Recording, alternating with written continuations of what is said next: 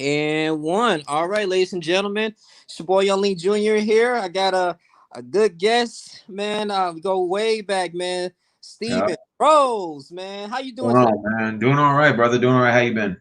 I've been great, man. I know we've been I discovered you, man, when you was making like I said, you still making Houston Texans videos, Yeah. going in and very passionate. And also too you talk about wrestling, a little bit of everything, man. And I think I started to you around 2013, man. And Yeah. 2014. see so let's get into this, man. So what started you making YouTube videos? What was your inspiration in creating a channel? When I saw other video makers like Eat That Pussy 445, and I saw Eagles Fan for Life and Simus and J Wad, and they started making videos. And then I had a buddy of mine said, "Hey, man, we're part of this trash talk circle. You should join." And I'm like, "What is he?" He's like, "I don't know. We just go on videos and trash talk each other." So I said, "That's pretty amazing." I had nothing else to do anyway. I was in high school at the time. And I said, you know what, man, I'm going to try it out. So I went and jumped on in and started, just trash talking other video makers. And then from there, I just, I started doing wrestling because I was part of the wrestling community, the YWC, IWC, internet wrestling community / YouTube wrestling community, whatever they want to call it now. Which Okay. really that's kind of dead now. But I mean, it's kind of like people just make individual, videos. And then I started doing like relationship videos and stuff like that. And then from there, it just progressed as the years went on. I didn't anticipate I was going to last this long on YouTube, and it just so happens I did. And I had an opportunity to meet EDP. I had an opportunity to meet Pistol and 213, and Mm-hmm. and even yourself. Like, I wish I would have met you when you were in San Antonio. I had the opportunity to like meet some really cool, interesting people online. That's good, man. Speaking of EDP, shouts out to him. I think a while back, I think you picked him up from the airport in Houston, and y'all was hanging out. How was that, man? What's that interesting? Man, it was fun. And then what funny was his plane flight got delayed Okay. another 8 hours. So I dropped him off at 3 a.m. and I went back to the house to go to sleep, dude. 'Cause I was tired.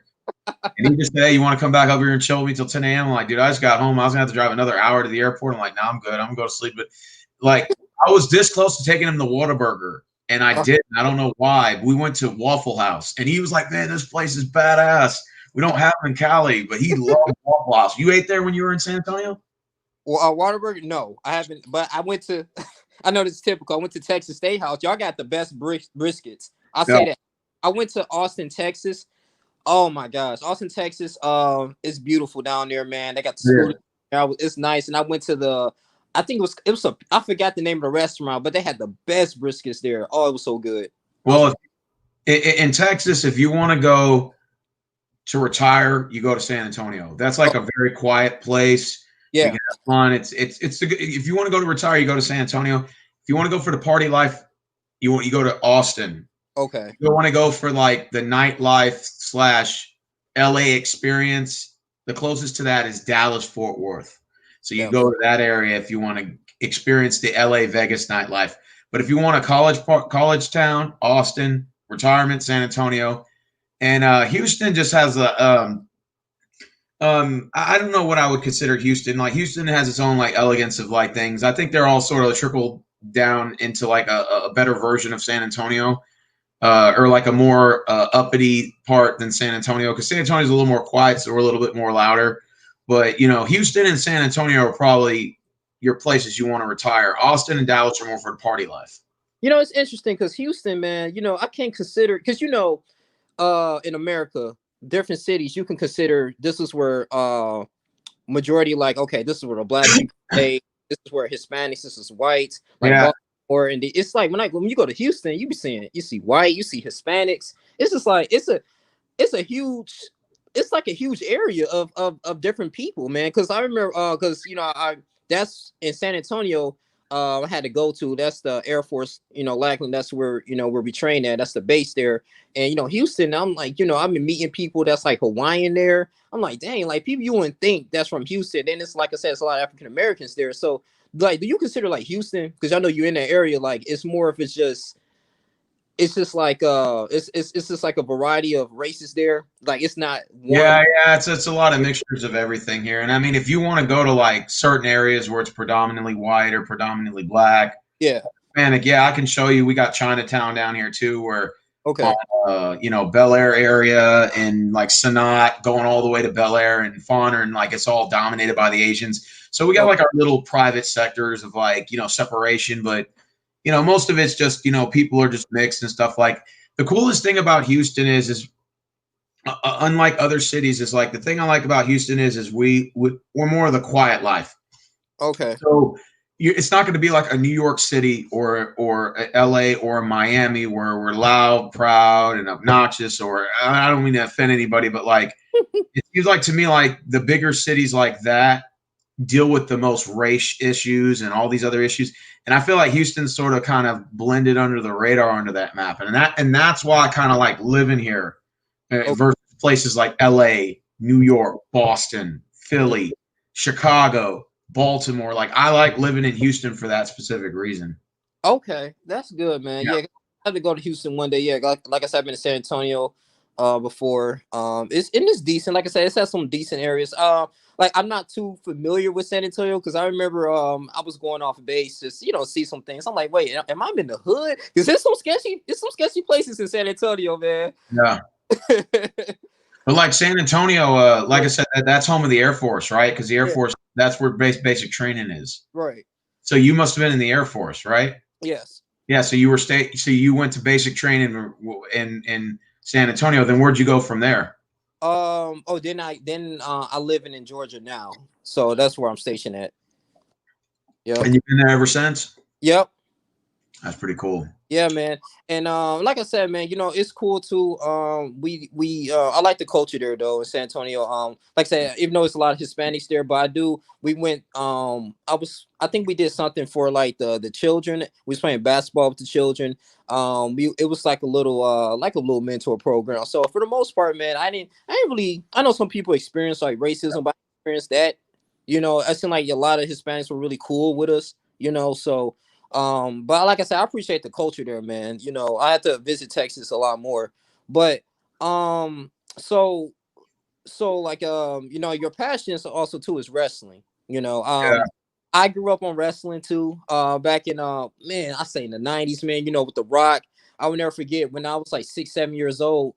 My parents, man, I went up made a poster and I think I went to SmackDown and then The Rock came out and stuff. And I was like, yeah, Stone Cold, we was all the way up. I will never forget, man. I just missed that, man. WWF, WCW, NWO, all that stuff, man.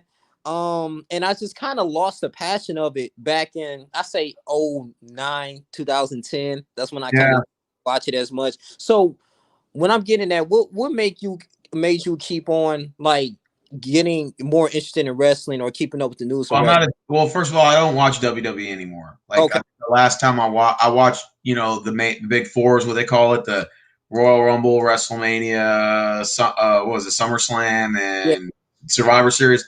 But now I don't even really care for those anymore. I'm now more into indies wrestling, the small promotions that are here in Houston, and Okay. I've been getting more into that. And like we've had events where we've had MVP show up.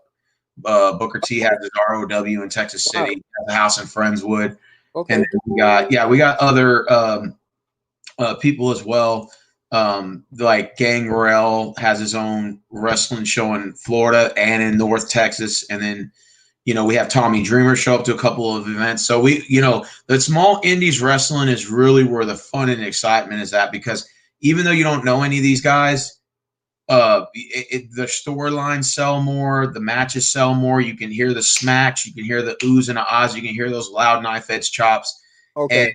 for a low price of $5 and a concession stand price of $2, a hot dog and $1 soda, you can't beat that You can't beat that. for a $5. 3-hour show.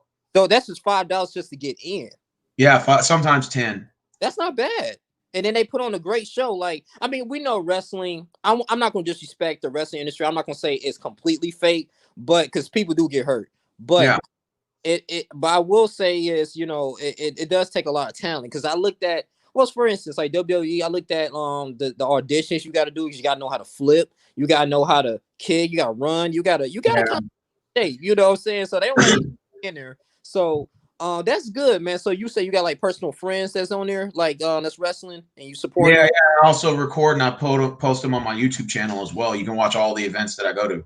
Okay, good, man. That's good. That's good. So you're not affiliated with the TTC anymore, right? Yeah, I still am. You still not? Okay. Believe it or So, not, I still am. oh, okay. So, okay, trash talking and everything. So, okay. So, what is the state of the TTC? Because you can see, like, I haven't been in the TTC anymore, man. So I kind of just make my own videos and whatever I want to talk about. Yeah. So, do you think it's like a little toxic environment? Because that's one of the reasons why I kind of got out, and I just want to like And expand my channel. that's a lot of reason why a lot of people left. But to tell you the truth, Hmm. um, I I contemplated on just not being a part of it, but then I said, you know what? Like the saddest thing on YouTube is nothing sells more than sex and controversy. True. So if you're not making drama videos, nobody's watching your shit. It's just I hate to say it, but that's the truth. So like that's why people have all these beef videos. They beef with other YouTubers, and they try and they'll either diss their own team or diss somebody else's because that's where the viewership comes in. I'm sorry, like we as a society have a thirst for violence and a thirst for drama. Like we love that drama atmosphere. We love the Kim Kardashians and the Kanye West, but the Yes. down the street who's got 8 bachelors, nobody gives a shit about him. You know, he's Yeah. an lame. You know, so like we could find the cure for cancer, but instead we're on Instagram seeing who's twerking. You know, Yeah. that's a society we live in, and I hate to say it, but most of these guys who left the trash talk circle, most of them, not all, most, Yeah. their channels died because they didn't know how to progress past that point. Like me, I did wrestling, I did drama, I did relationship talks, Yeah. I did all types of like controversial videos to where I knew if I stepped outside of football, I would be okay with a certain audience. But if you just did trash talking and then you try to just go from one into another and you didn't have that experience of that, or you didn't gain any other audience members, your Yeah. channel is going to go nowhere. And unfortunately, that's what happened to a lot of people. Like there's some guys I know that tried doing gaming and they had no views and no subs. And I said, dude, you just might as well go back to Trash Talk Server because even though you didn't like it, you still got 200 views a video, but these videos are only getting like 5 and no comments. So, I mean, dude, you might as well just delete your channel if that's the case. And I hate to say it, but that's why a lot of people left because they, other than football, they had nothing else to bring to their channel, like nothing else. Yeah. And So that if was you quit the TTC, you're basically gone from YouTube. yeah, and that was kind of hard for me too, cause like you know, I noticed like, you know, I did an experiment. You know, I'll talk about drama, somebody killing himself and stuff. Yeah, like I get like 16,000 views. I'm like, dang, like, you know, I was just expressing my opinion and all this type of stuff. Like when I left the trash talking circle, I was like, you know, I gotta make some more content. So that's when I started, you know, reading up on things and I started making, you know, the shift of political content. And this stuff that I really like and enjoy. And then like I said, I've been getting some views and everything. And I just started talking about celebrity news, which I'm Yeah. currently doing now, and that's actually helping out a lot too. Um, so you know, I kept being consistent with it. You know, I had like a passion of YouTube. You know, so Yeah. and I get what you're saying though. Like it is hard, and like I said, I try to. I don't want my channel to be like, you know, more drama stuff, but like I don't mind talking about that stuff. But like you said, that's what bring views. But and it's the consistency too, you know. And I was looking like, you know, the Young League Junior started off with a sports channel, so I'm gonna continue to talk about sports, and especially when it's like the off season, you know, because you got some channels when it's nothing going on in the NFL, they don't talk about nothing for the next 4 or 5 months, you know. Say so. I just, you know, you got to talk about other things. So like with you know, you starting to talk about more about your about Republicans, conservative talks. I think you I don't know if you still subscribe to the Mexican conservative Mexican. Yeah, he don't make videos anymore either that much. Oh, he don't. Okay. Conservative Mexican Convex or conservative Yeah, Mexican, yeah. conservative. His channel was pretty much shadow banned. Okay. His channel is pretty much dead. Hate to say it, but he's Damn. got 19,000. I have a lot of support for the guy. He was really popping, and then it started dying. His channel started dying, and from there he just basically started making videos like once a week, and then from there he just stopped. Wow. And it's really hard when your channel dies. Like even me, I don't have many views or subscribers I used to, Yeah. and unless I have drama videos, like it ain't popping. And so, like, basically, I took a big hit on my channel, not making as many drama videos as I used to, and it's just, unfortunately, now the way YouTube is going, the only way you can get views and subs is if you live stream or your premiere. Yes. Yeah, continuously. Yeah. That's the new thing. If you ain't live streaming, you ain't premiering, you ain't getting shit. Mm-hmm. Mm-hmm. Yep. Yep. And that's true. That's true. I totally agree with that. Now Steve, I did discover I'll say a lot about you. I like how you have like Rapture Girl, you talk, you with her and stuff like that, talking about We still do videos together, yeah. yeah, y'all do videos together and stuff like that, man. I appreciate that, man. And let me ask you this, man. Um, no disrespect, because I love your channel and stuff, but like when you was first start off doing it, and I remember it kind of threw me off because I was looking like, you had your laptop, and then you had a phone recording. I'm like, okay, this is an interesting concept. Like, what I'm saying? And you just hear her voice in the audio. What I'm saying? So do you? I mean, was you like looking forward to like was you not putting your importance on quality, or you just like, hey, long as my viewers get the message, I didn't really Yeah, as care. long as they can hear me, that's Okay. all that matters. I'm not the kind of guy that's all for technology, even Okay. though it would probably benefit me more if I was a little bit creative. But as you know, editing is very hard, and it's Yes. a lot of behind the scenes. It's a lot of work. If let's say you do a video and you want to like take certain clips out and put certain clips in, it Yeah. could take you like 5-6 hours just to do all those kinks for that hour video, and then you got to download it into a movie, and then you got to save it in your archives, and you got to delete stuff if you have too much stuff saved in your archives and your folder's too big and it tells you we don't have enough space.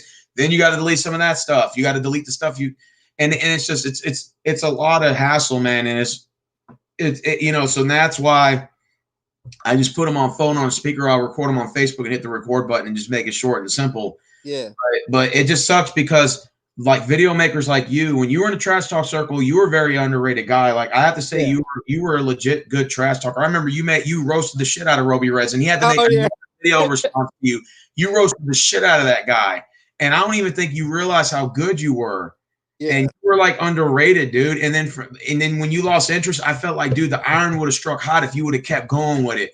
But True. then right now we would be having the same discussion because once again, like if you're not live streaming like these guys are 4, 5, 6 hours a day, man, it's really going to be really hard to gain an audience because it's just that's the new wave of YouTube. Everybody loves where the drama's at. They love the live stream interaction and all that. And so that's where they're going now. They're gonna watch a video that's already previously recorded. So they can't really like answer to that video. They have to wait for your comment reply or whatever. Right. Right. Like people just ain't popping like that no more. Like I can get a live stream going or a premiere going with like 30 people watching, 10 comments, and then I can upload that into a video without premiering or live streaming, and I can get 0 comments and maybe 2 likes. Right. Yeah, it is about the algorithms. It's Yeah. yeah, that is interesting though, man. But what I was gonna say too, man. So I Actually, I had a question for you. yeah, yep. Since we were on politics, man, I know you were for a while a big Trump supporter, and like, right at one point. I was at one point. Now I'm kind of like in between. Same here. Same here. I'm like, yeah, because I was conservative, and that's the thing, we can get into this. So my thing is this too, man. I gotta watch the last presidential debate, but I mean, I didn't watch it either. yeah, it's just now. Okay, so Donald Trump. Okay, so from my perspective, right?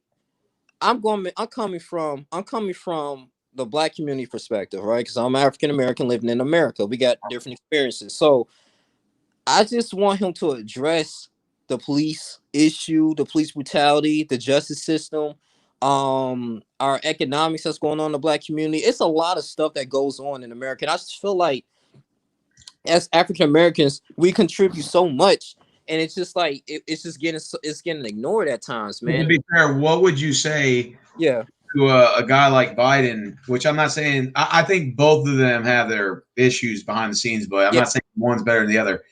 But what would you say about Biden saying if you don't vote for me, you ain't black? And it's kind of like, well, that doesn't make it any better. A better candidate choice either, right? If you were it talking don't. about comparison, it's kind of like okay, it's like who's the less of two evil argument. Yeah, Whose shit stinks worse? Who's less of a criminal? Who's worse of a convicted felon than the other? mm-hmm. You're trying to compare rotten apples and rotten oranges. Okay, which one tastes worse? It's, you see what I'm saying? I feel like you don't really have like the best options, so you just have to pick the less of two evils at Exactly. the end of the day. But thing is though, Steve, what are we trying to progress in this country? Like, so my thing is, are we voting for selfish reasons? Are we voting for like longest tax cuts, or are we voting for the equality of other people? I'm talking about, say, for instance, you're rich and stuff, and no matter who's in office, doesn't really affect you too much. But are you going to vote for the person like, oh, as long as I get my tax cuts, I get write-offs, I'm good? But what about the person that's living under the, living under the bridge, that's in the tents? 70% of, We do have a homeless crisis. Like, go to California. Hell, yeah. even when I drive downtown in Houston, I see a lot of homeless people now. It's crazy. Yeah, man. And then because and cost of living is up. No, it's not. Don't get me wrong. You got some people there that's just crazy, and yeah, but for the most part, you got people that's working class. I mean, you got, and this is a big issue. 70% Americans are living paycheck to paycheck, right? So the Yeah. wages are steadily the same. You get maybe 25 cents. It depends what job you got. You notice you get 25 cents, 50 cents.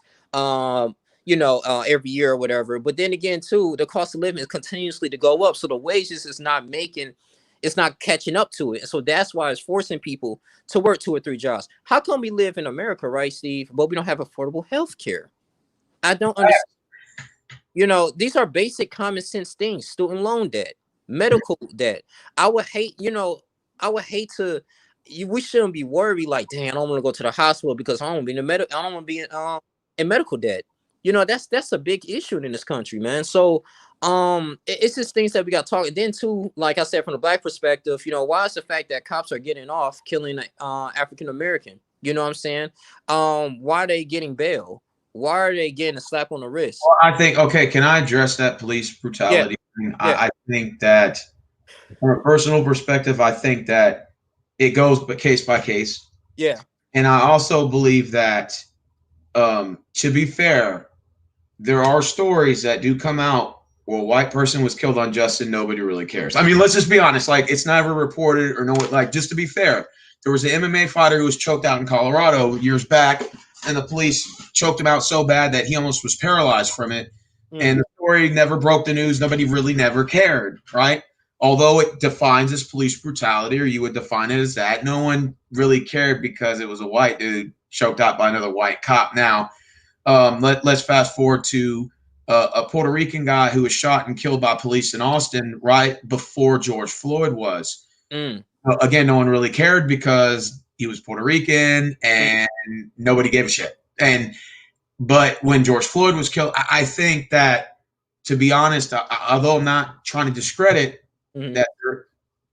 that I think if you are darker skinned, you may face certain challenges and certain responses from people. Yeah. Versus others, light skin. When we talk about light skin, dark skin privilege, and all that, that's a whole debate in itself. I think that we sort of pick and choose which people we want to up front as, like, so for example, if 10 white people were shot and killed by police unjustly, and let's say it was a police fault, I don't think we'd have a riot over it. Does that make sense? Or let's say if a Hispanic guy was shot and killed by police, I don't really think there'd be a riot over it. I don't think nobody would really care. I think in my opinion, and I know this may come off as an unpopular opinion, but I think they emphasize too much as black men as the victim and the victimhood. Okay. And I think it sets a precedent where it sort of puts them in a box and says that you're the only victims, you're the only one going through the struggle, you're the only one going through this. But you have cases here where there's other people, and it's like, well, no, we can't really talk about them because we're here talking about George Floyd only. And I feel like, and this is the reason why I'm saying this, because if you want to address police brutality, let's just say that's one spectrum of many problems in the United States. But let's just say that that's one of the you throw a bunch of small pebbles in a box, you have a big box full of pebbles, right? So you got a whole bunch of pebbles, and each pebble represents a problem. Now, let's say one of those pebbles is police brutality. If you want to address it, shouldn't we address it as a whole and say, what about this Caucasian guy? What about this Hispanic woman? What about this person? Instead of doing identity politics and saying it's only the Afro-American male. Because by doing that, then you're disassociating every other race. And then they're going to say, well, what about this person? Okay, so Peter's not important. Jose Ramirez is not reporting. Oh, so what? I'm supposed to just care about the Afro-American male. So see, that's when the Hispanics and the whites and every other race look at it and say, oh, here goes the Afro-American male again, trying to play the victim, even though it's not entirely their fault, with credit to the social media only putting them as the victim.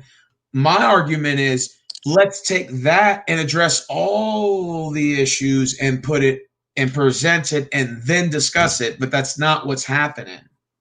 I think that's why this will never get addressed the way it should be. Because if they keep addressing only black men as the victims in this case, and they won't address anybody else, then no one else is going to listen. You see what I'm saying?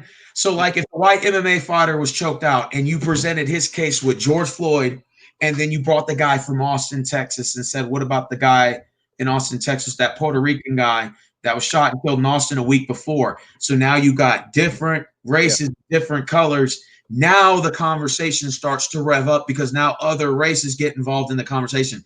But if you just include one group or one specific person, gender or whatever, then it disassociates everybody else, because you're saying he's the victim and everybody else is the perpetrator, or you're not as important. And that's when people tune away from the conversation, I think. I think that's what's going on. I'll let you talk. Yeah, well, I was going to say, well, I just think for personal reasons, right? So as African Americans, we go back into like our history, right? We thinking like, okay, so, you know, slavery, 400 years of slavery, we study on how hard like our ancestors worked for us to get the basic rights, like rights to vote, the Jim Crow stuff. And we're not saying that other race people are going through the same thing, but it just seems like what it is. It's just that, you know, like, okay, I don't know, you familiar with the Central Park Five? So this happened back in the 80s, I believe, in New York. It was a group of kids, right? They was out, you know, just having fun and stuff like that. And it was a white woman that went out jogging, and she was beat nearly half to death. And you know, the cops, you know, they was there, cops on the scene, they was trying to arrest whoever did it. So they ended up grabbing these 5 individuals, these 5 teenagers, right?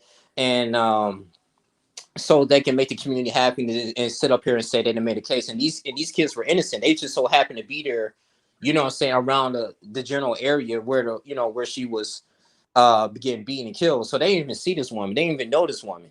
And so what it was, so anyway, these young kids was young and everything, man. They got them. The cops and the detectives were interrogating them. They had to, you know, they couldn't finish their education, all this stuff, so they had to go to court. And then on top of that, too, a lot of them didn't have enough money, you know what I'm saying, to actually have an attorney to fight for them. So we know in the amendment, right, that you have a right to attorney, but regardless if you have any money. But the only caveat to that is that, you know, they're going to give you any attorney, but for the most part, they're going to get their money regardless if you win or lose, you know. According to an attorney, you're pretty much screwed. Exactly. And so, you know, these young kids, you know, they're from the, you know, coming from an impoverished community, their family members like, damn, we don't have enough money to actually get a right lawyer to help defend you. Yeah, and I think that is a problem. Like when it comes to income, if you're richer, you can afford the best attorneys, aka O.J. Simpson. Had the $4 million dream team. You had you had other people as well, famous people who could afford high power attorneys, or families that could pay off people, and people who like even had minor offenses that went to jail and just didn't have the money to afford bail. They had to wait like 4 months to see a judge, and I think that should be addressed. Yeah, and I was gonna say too, like continue the story. I was gonna say too, one of their it was got so bad to their dad.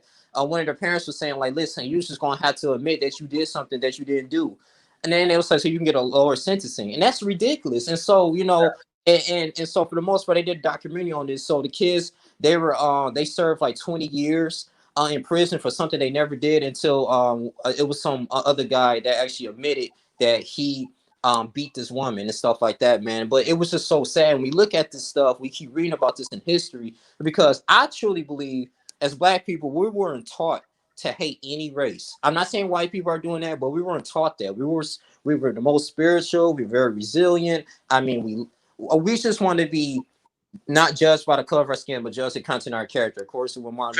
Fair enough. But I think if if you look at the way society is now, Uh-huh. when before I think it was like shortly before Obama came in office. I mean, Mhm. you want to go back to Bush and Clinton. We discussed this on A-Bomb's channel the other day. Yeah, okay. They labeled black people out as the bad guy, right? Hmm. But since Trump but then shortly after Obama came in, and then before Trump ran, now they're labeling white people as bad guys, right? So that's sort of Yeah. like both sides sort of are getting picked on. Look, dude, I'm gonna be honest with you. If you look at the way like the United States is and the way that this whole like social media is, they Hmm. label out black people as all bad and treacherous, and then they label white people all as Nazi racist. So let's just be honest. That's really True. what it is. True. I think honestly, man, and this is just my opinion, I think that the media does instigate race Hmm. war, if that makes sense. I I think feel they do because yeah. everything on the news is race related. There's not, unless if it's a car speed chase. Other than that, if Yeah. it ain't a car speed chase, or if it ain't some drama with Kim Kardashian and Kanye again, Yeah. then we're gonna hear about is Trump the evil orange man, or here goes Don Lennon and his Yeah. anti-white racism crap again. So like, no matter what you hear on the news, it's pinning people against each other, man. And It honestly, is. I've seen friends of years turn against each other over stuff like this. I've lost friends too, and it's just like You just it voted gets to Trump. Yeah. it gets My to a point to where you have to be able to like find your own research and do your own, and then come up with your own opinion, and then the sad thing is people can't just agree to disagree and just be friends. well, Like my it's thing is, like you have to pick a side. yeah, and that's what I'm saying. Like when Trump got elected, I mean, I wasn't upset. I was shocked though, but I wasn't upset. And the thing is, it's just like, if you're a Trump supporter, I'm like, okay, as long as you give me valid reasons why you support him, okay. You know what I'm saying? Now, I mean, my thing is this though. Like, yeah, I do agree with you in the media. Every time you turn on the news, Trump did this, Trump did that. I'm like, okay, what are we focusing more in the country? Like, what is the progression? What are we trying to do? Are we trying? You know what I'm saying? So it's just like a lot of like you said, a lot of division that's going on. But my thing is too, I feel like as whoever was born in this country, we're considered Americans. I truly believe that, Yeah, I agree with that. I think it yeah, goes back to nationality. yeah, and that's what I'm saying. And like I said, don't get me wrong, like I said, as blacks, yes, we have our issues and things that we need to overcome. But I just really wish, like, the justice system on different things, like that's just a big issue with me. And then on top of that too, in our communities, it's some things that we need to do a little bit better too. Like I always tell my people accountable. We need to stop killing each other because that's a big issue. Yeah. And also too, we got to start investing in our own communities. You know what I'm saying? So we can build up our own economic structure. I mean, you go to the black community, you got like Koreans owning owning these hair shops and selling us wigs. So we patronizing them. They don't even live in our communities, and they getting richer.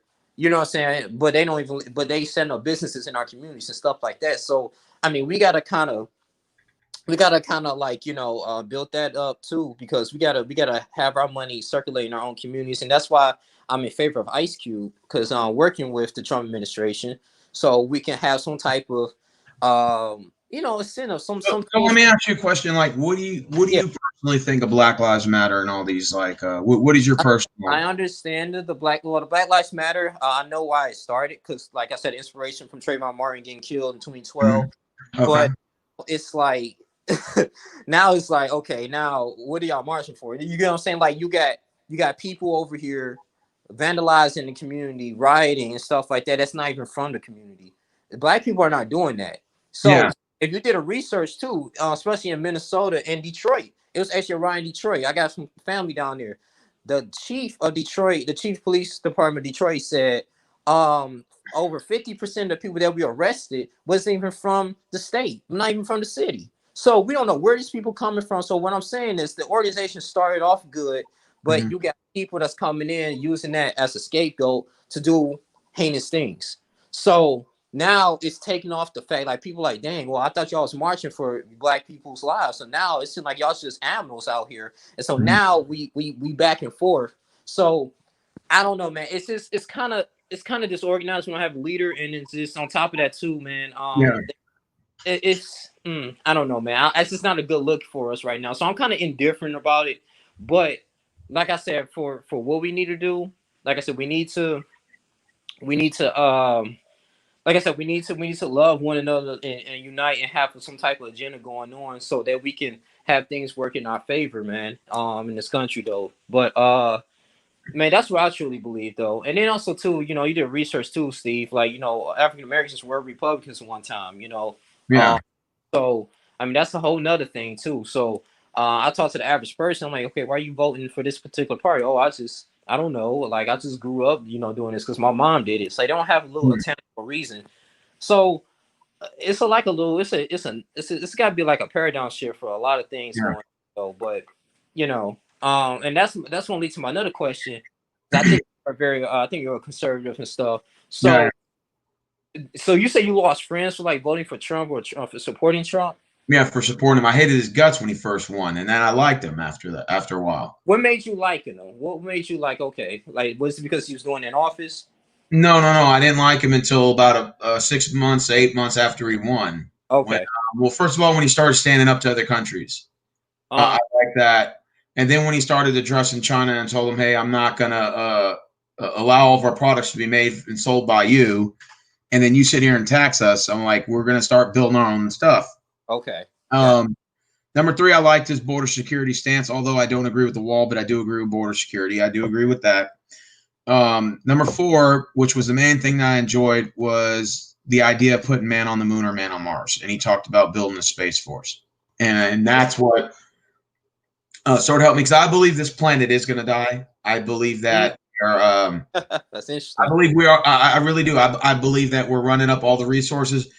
We can talk about global warming, that's a separate issue, but also like we're dumping shit into the ocean, we're Yes. polluting the place, stuff like that. And there's just too many people here. It's getting overcrowded. So we're competing for jobs.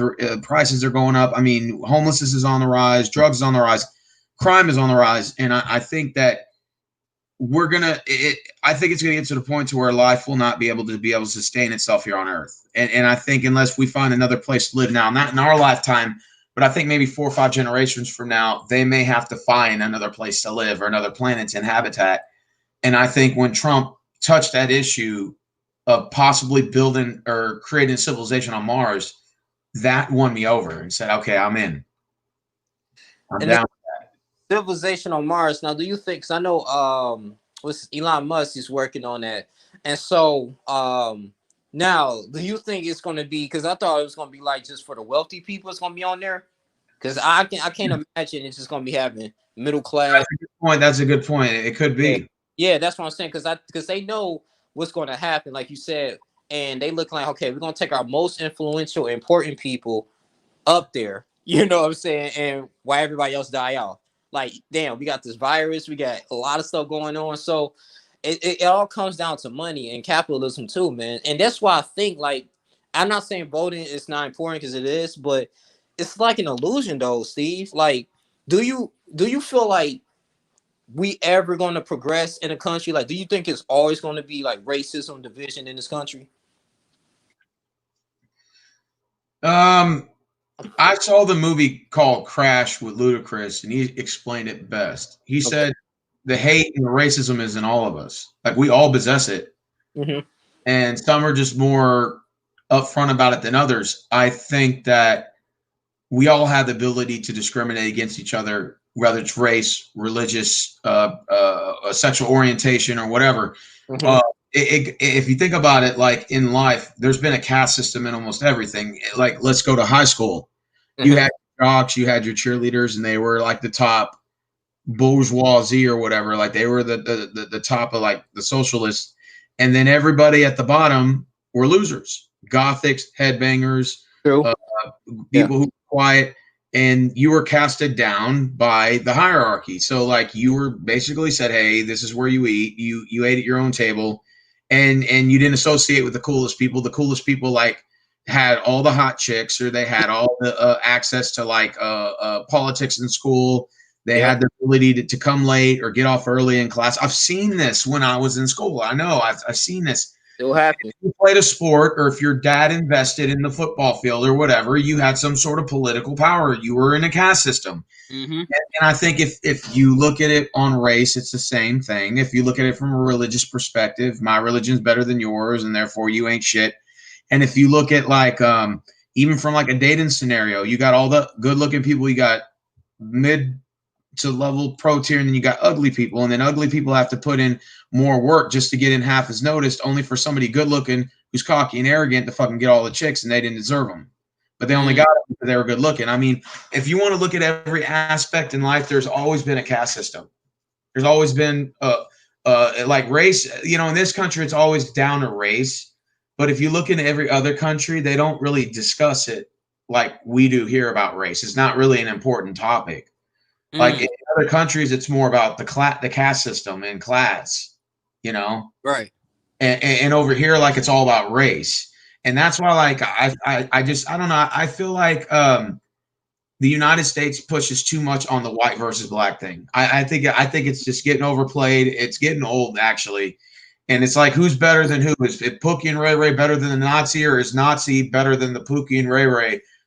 Find out this Sunday on Race Wars, episode 50, 500, you know, and next week we get to see Kanye West take on Donald Trump in a hair versus hair. Like, in other words, it's always race related. It's always the evil white man against Pookie and Ray Ray.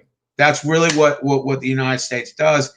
And it just gets old after a while. Like, and that's why I think when you follow politics, or you go too much into like reading the news and seeing these articles that are like that do like these little clickbait things, then we click the article, has nothing to do with what the headline just said. Yeah.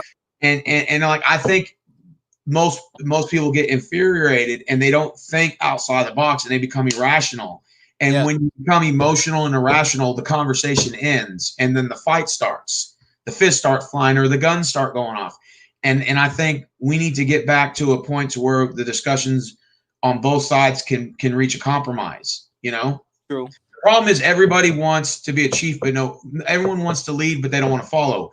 Everybody in the United States, they want their slice of the pie, but they don't want to give up any of them. It's like a give and take relationship. Like they want, okay, like they want the sex, but they don't want to give up the money for it. You know, even in the dating game, like the woman, she the same. Like, if you notice, like a lot of these young chicks like our age, they're looking for like sugar daddies and stuff.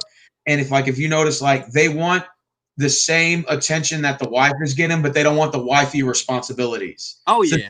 You so if you look at every like aspect in life, it's all about what? Victimhood, and it's all about who can get one up on the other. If you think about it. That's deep. That's deep. Yeah, man. It's true. Yeah, that is true, man. I mean, like I said, controversy and division. That's why I just feel like I said, man. I mean, like I said, it's good to be aware of these issues, but like I said, once you we get blessed enough to have a family and stuff, just focus on raising your family, man, and that American dream. If so it's that's all you can do, because I feel like it's very difficult to advocate world peace. I mean, it's always going to be. In other words, we're not going to answer police brutality with just being killed by police. You have to address every race. If you don't, well, other than black people who care about that issue, because you got some who don't.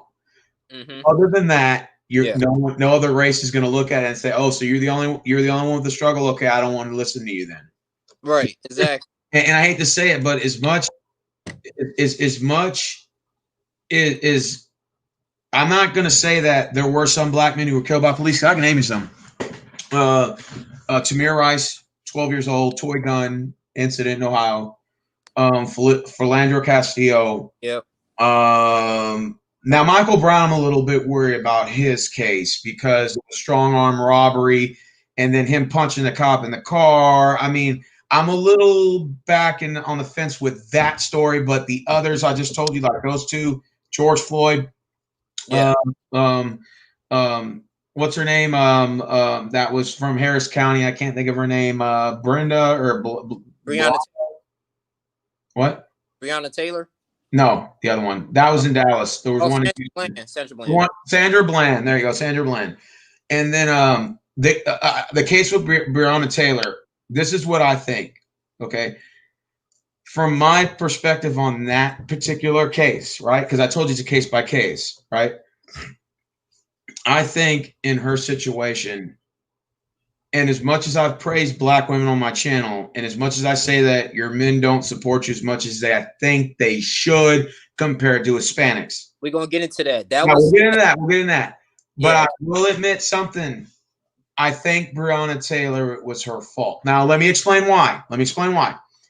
Because, and I'm just being honest with you, she was an EMT, got fired, whatever. I don't care what her reason was. She was an EMT, whatever. It seemed like to me she had a clean resume and then decided to date Pookie and Ray Ray. I'm just being honest. That because listen, I've seen many girls do this all the time. White girls, Hispanic women with clean resumes, good background. I'm talking about you could date better guys, but you date Pookie and Ray Ray. And he was drug dealing, he was selling drugs. Look, listen, he was selling drugs. She was letting him use the car. All right. Okay. Now I don't know if that's true, but let's just assuming it is.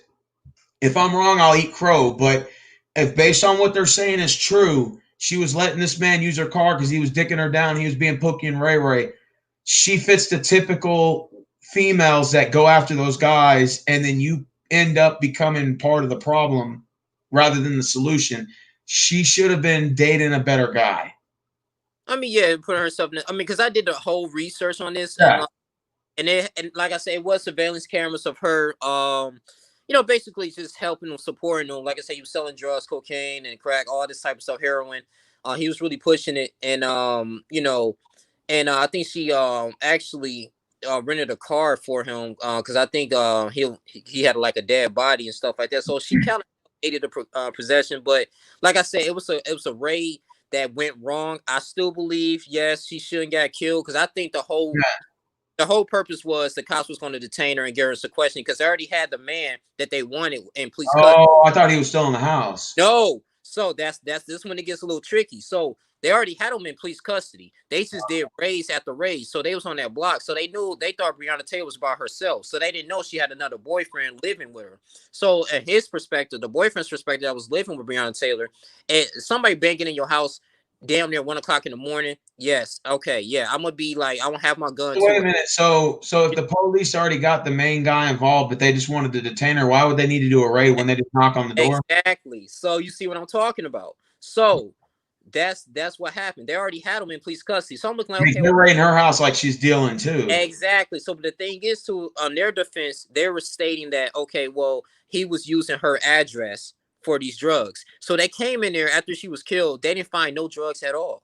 I know. So and now this is why people were upset because they were like, okay, well, can you at least charge those cops that killed her? And they was like, no, and so they ended up charging, the cop for wanton endangerment because he was shooting. He wasn't being accountable for his shots. Yeah, he was shooting else at other people. That was a third cop. Yeah, that was the third cop that went in the parking lot. So my thing is this too. Let's get into deep. I need that body count because when they busted in, right?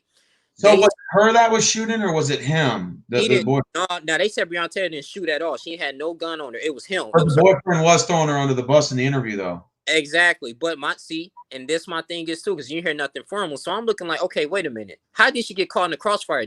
Was she in front of you, or was the cops? They have no aim. What happened? How did she get killed? So that's what I'm trying to figure out. So to be fair, if you shoot at cops, they're gonna bust back. That's just that's the if I go to my door and I start busting at police, they're gonna pull out their shit and start busting back. And if anybody's in the crossfire, they get hit. They get hit. I mean, I'm sorry, but like they're trying to shoot me.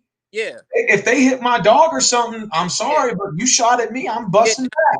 I completely agree with that because my dad was. I completely agree with that. Like I said, yeah. If you point a gun at a cop, yes, they have all legal right to shoot and kill you. Yes, I completely understand that. But the thing is, though, they were saying that they didn't hear the police. The boyfriend said I didn't hear anybody say police announcing themselves, even though the police perspective saying yes, we did say police multiple times.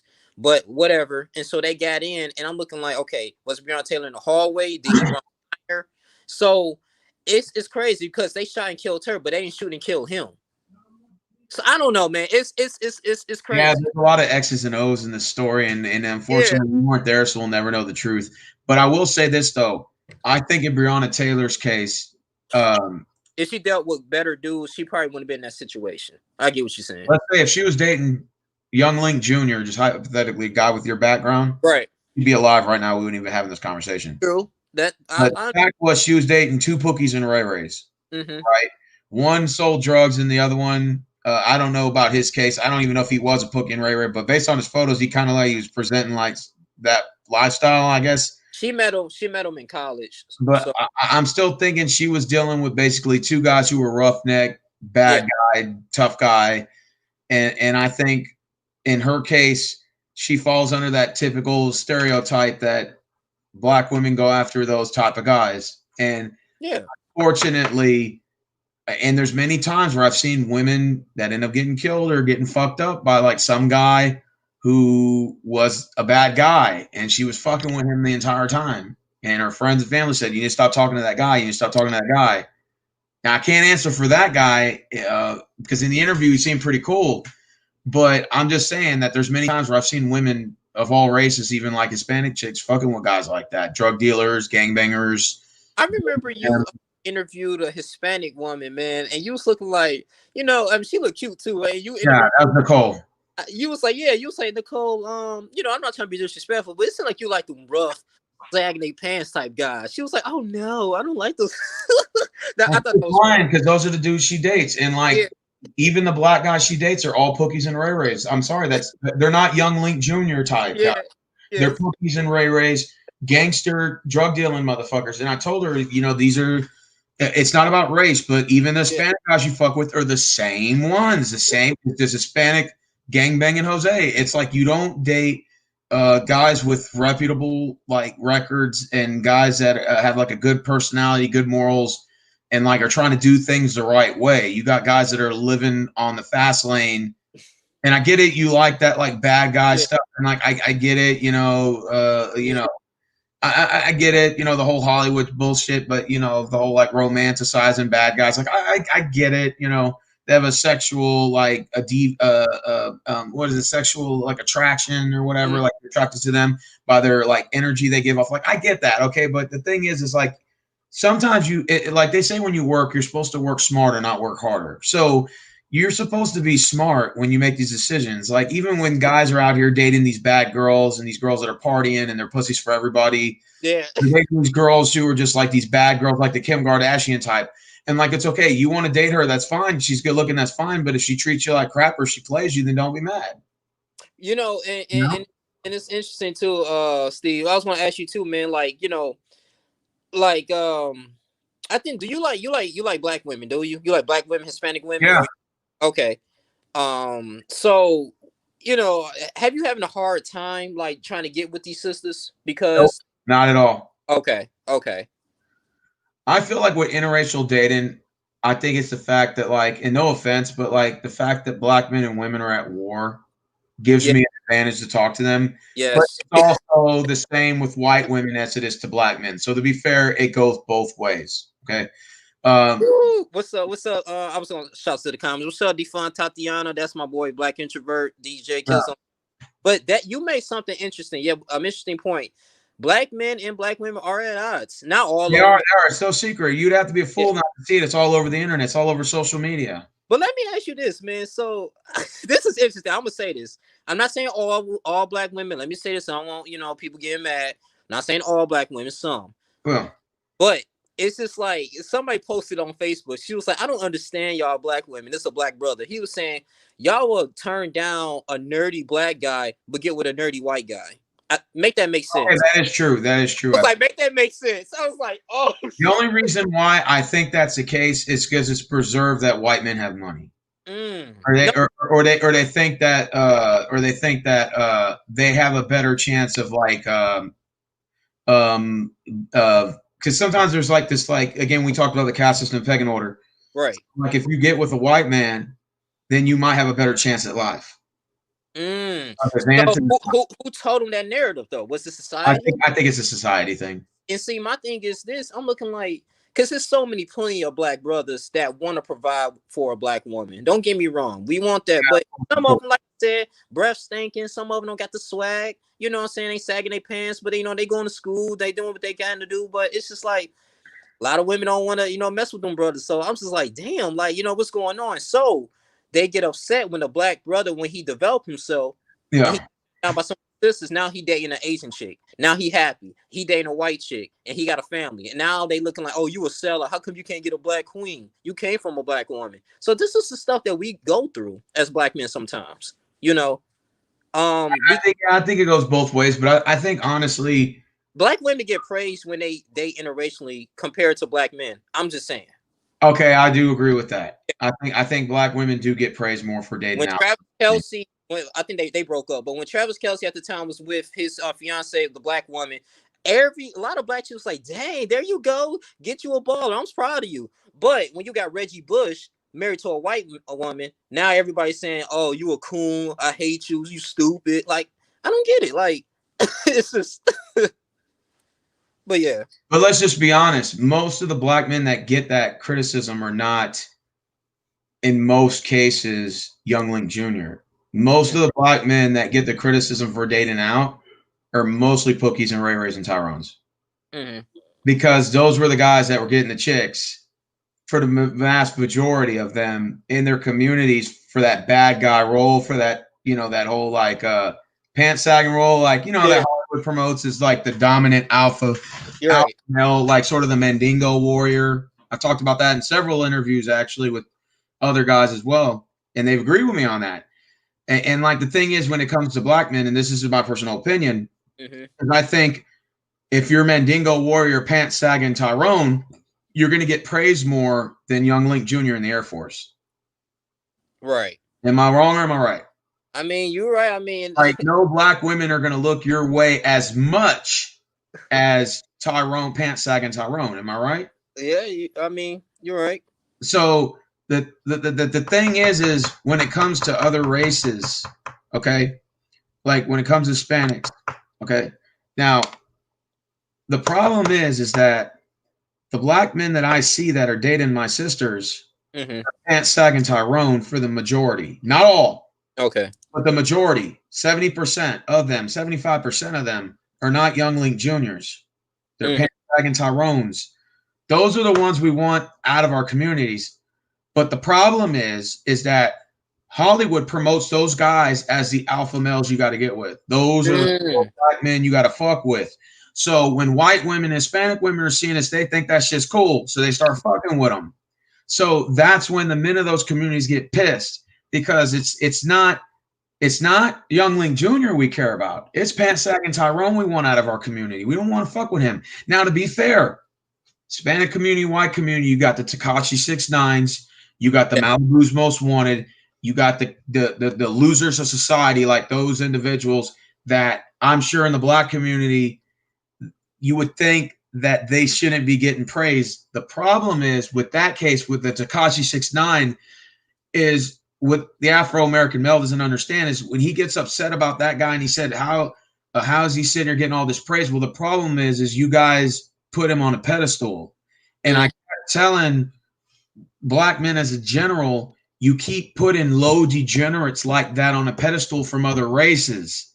Like, like the Eminems are few far in between, but most of those guys that come up from that offbringing are losers. So you got Tekashi 6ix9ine who comes in your community, disrespects the men, sleeps with the women, gets paid in a black male genre rap game, and then sits there and then snitches on people and then gets it reaccepted back into the black community. I think that goes more on the black community for bringing this motherfucker in and allowing him to have a voice and putting him on a pedestal. We do. I remember a friend, he was like, man, my brother came back from jail. We threw a party for him. I was like, yeah, that's crazy. I was like, I mean, yeah, like I say, you glorifying dysfunction. I mean, yes, and the same thing with Jennifer Lopez when she identified herself as black in some music video, and then everybody. Oh yeah, everybody. Okay, but the thing is, though, is the fact is the males of that community put her on a pedestal, right? Yeah. So therefore, you got to eat a little crow on that and say, you know what, we made a mistake. We should never allowed you in our genre, but we're going to fix this right now, and you're out of here. Exactly. Oh, what's up, Mo Dog? We can beat. Hey, man. Yeah, we won that. We won that game, 39-29. Chargers won. Yeah, I still think the Chargers are a stupid ass organization. That's just me personally. yeah, But we won anyway, and we can talk about sports too later on. yeah. Like But personally, I think Takashi 6ix9ine is a loser. I think he's a bottom I mean, side. He's a loser. But the problem is, yeah, the Hispanics never accepted him. The blacks did. we did. We praised him. They And, brought him in still to this day after he snitched. You would have thought he would have got kicked out. And they once again, and again, this is not the first time they've done this. They've done this with Cash Me Outside That Hoe. They've done that with all these others people who've come out and done this crap. And I keep telling the black community, keep sticking your foot in your mouth every time you bring these low life degenerates in, because they claim their hood, or they claim their blackness, or they come in and say the N-word, and they're coming out with rap music, and they may even bring you a little bit of money to the table. And you're like, these motherfuckers are cool, man. But the fact is they're frauds, man. And when you bring them in your community and you allow them to disrespect you like that, it makes it, at the end of the day, it makes it more worse than good. Exactly. It does, man. You know, and as far as like the communities and stuff like that, man, like I said, like there are beautiful sisters out there too that wants like a good man, like, because now I'm in the Air Force, right? I don't know if they lying to me or nothing, but I was talking to women, and we just had a conversation. I was like, what kind of men do you guys like? You know what I'm saying? Y'all like the sagging, y'all like niggas like, tattoos everywhere. And I was surprised. 80% of them said, no, I just want a good dude. Some of them said they like nerdy dudes. Some of them said, I like dudes that's just got some sense. So I was like, okay. There are some dudes, there are some women that kind of like that type of stuff, Yeah. So that's why I said like all sisters though. But I get what you're saying though. It seems like, the vast majority, Well, the thing about it though is I tell this to black men, is that they should not be putting their women down. I don't think it adds. I think it adds fuel to the fire. And I think when you have a community of males just putting their women down, like on social media and stuff, and I see a lot of this online on YouTube, especially. I think it's very detrimental. I think it because like if you look at the Hispanic community, like you won't see the men doing that on YouTube. You will never ever see Hispanic men coming out on drones doing this. Now, of course, your struggle may be different than mine, or my differences may be different than yours. But the unity in the Latino community is based on the fact that both the women and the men are together, right? So if you look at like, even there's some white boys that are on here that do the same thing with their women to a certain degree, and they talk about MGTO and this whole like I'm going my own way in this, and white women here becoming stuck up, and all they're doing is fucking with black guys and stuff. And I'm like, even if there's truth behind what you're saying, like you putting your own women down is making it worse. Like, for example, we had a chat room the other day. It was all Hispanics in there, right? Latino Americans, and then there was also the immigrants in there, and we were all just talking in the chat room. And one Hispanic American, he was a Mexican American guy. He said, "Yeah, I don't even fuck with Latina chicks like that. I don't. They got an attitude." And within not even 5 seconds, like all the other guys in the chat room, you're tripping, man. You're messed up in the head, man. F you. So see, the males of that community checked him. Automatic checked him. See, and it's crazy though. Like, Steve, you got YouTube channels dedicated and just talking about. I'm not gonna name your names though, but dedicated talking about the dysfunction of black women. I'm like, dog, like, and they got subscribers and they got like hundreds of thousands of people watching them. Like, what did I tell you earlier? But yep, drama. Sex and controversy sells more than anything. Yeah. Why do you think our channels like us don't matter anymore? Because it's not where the drama's at. Yeah, exactly. Like somebody can come to you right now and say, I have the cure for AIDS. And it would never even be trending. Like it wouldn't even be trending on Twitter. Like no one give a shit. Even though it could say like 80% of the people who have it. But if somebody came out and said, hey, Kim Kardashian's showing her ass over here, turn on channel 34, that thing's going to be trending on Twitter within 5 minutes. Yeah. You know it. That's why you're laughing. Yeah. Hey, channel 34, did you see that? Everybody making videos about it. I'm like, what the, Or some white girl twerking or whatever. Everybody's and their mama's going to be running over there. Turn on the news. Unfortunately, we live in a society that's hungry for violence. That's thirsty for drama, and that's why nothing ever gets done anymore. So when you want to, like, for police brutality, is really not even the biggest concern to me. My biggest concern is the crime rate that's gone up. My biggest concern is jobs, homeless rate, and all that. And then police brutality is maybe 20th on my page. And if you want to address police brutality, we have to talk about everybody from every race that was killed by police the wrong way, so we can present it to the front and then have discussion back and forth. But the problem is when you're only saying, hey, this black guy was killed, what are you going to do about it? This black guy was killed, what are you going to do about it? This black guy was killed, what are you going to do about it? Then other races are going to look and say, okay, Jorge was killed last week about police. What about him? Oh, no, man, fuck that guy. We're not talking about him. We're talking about Tyrone. Right. Okay, right. well, then Yeah.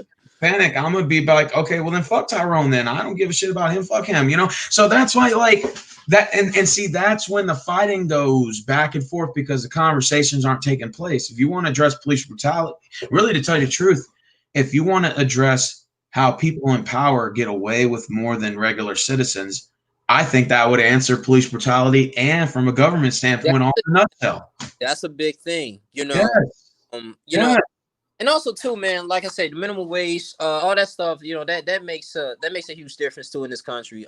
We gotta really address that. Like, I'm looking like, man, like, you know, it's people with master's degrees, like I said, you know, not doing what, you know, they want to do. It depends what you major in and all that type of stuff, man. I mean, shoot, you got I know a girl, man, like I'm like, you got a master's degree, dog, and you know you going to. I know you're familiar with OnlyFans, with women going to digitally selling bikini pics and making money. Mm-hmm. Like, yeah, with some women doing that, I'm like, damn, but I can't blame them because you still got to put food on the table, and then you got dudes that support that. And then you got thirsty guys that are willing to give them money, and see that's another issue. Yeah, when guys talk about how their dating life sucks and how we got to go overseas to get them, and the American women are stuck up, but you got to remember something. When 80-90% of the guys are being thirsty like that, what did you expect these women were going to act like?